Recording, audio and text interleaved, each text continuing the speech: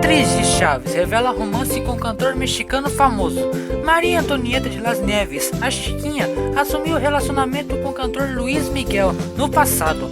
Olhe essa notícia, Chaves maníacos, fiquem por dentro de tudo. Fala pessoal, aqui é o João Vitor. Se você é um Chaves maníaco, já capricha no like aqui embaixo e se inscreva no canal e ative o sino das notificações para não perder nenhum vídeo novo do nosso canal. Então, sem muita enrolação, bora partir pro vídeo. Puxa a vinheta do CH News.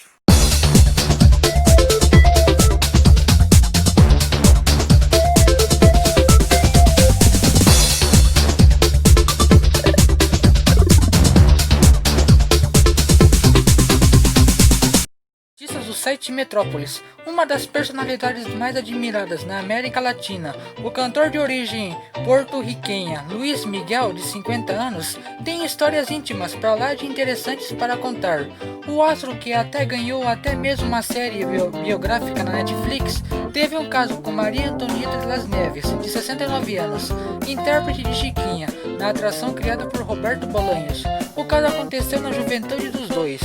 Os dois costumavam frequentar as praias de Acapulco, no México, e foi lá que em um determinado momento eles tiveram um caso rápido no iate do cantor.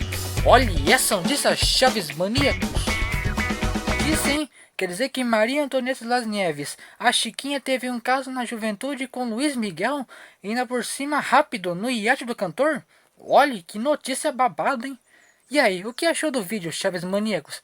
Deixem aqui nos comentários, ok? E se inscreva no canal e ative o sino das notificações. E bora bater 400 inscritos. E aproveitando, siga eu nas minhas redes sociais e nas redes sociais do canal, ok? E fui!